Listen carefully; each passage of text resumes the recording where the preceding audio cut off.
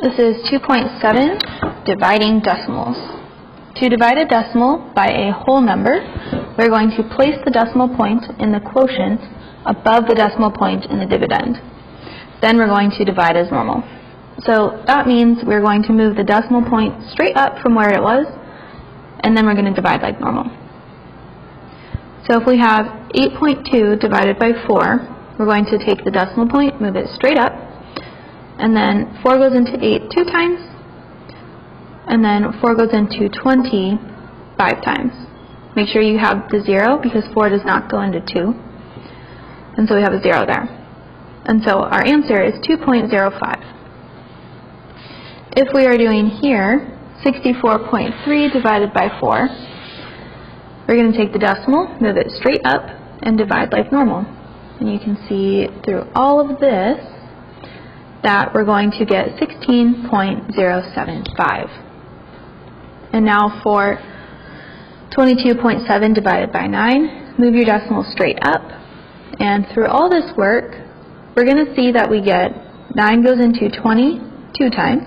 9 times 2 is 18. Subtract and we get 2. If I continue this on, bring down the 0. 9 goes into 20 2 times to get 18. Subtract and I get 2. In this work, I have a pattern. 20 minus 18 is 2.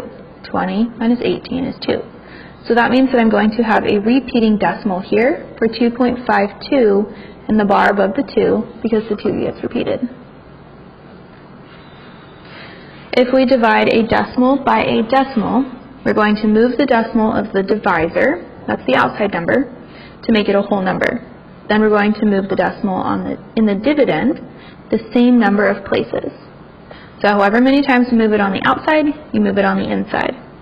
Then move the decimal straight up and divide like normal. So let's do 76.314 divided by 2.1. I need this 2.1 to be a whole number, so I move it once to the right. And since I did that on the outside, I have to do that on the inside.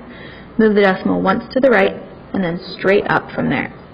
Divide like normal, and we get 36.34 is the answer.